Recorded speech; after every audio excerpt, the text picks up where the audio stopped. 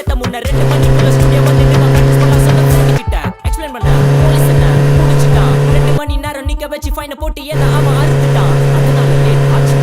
ஓடி வந்ததால் வாங்குது மூச்சு ப்ரோ பாடியில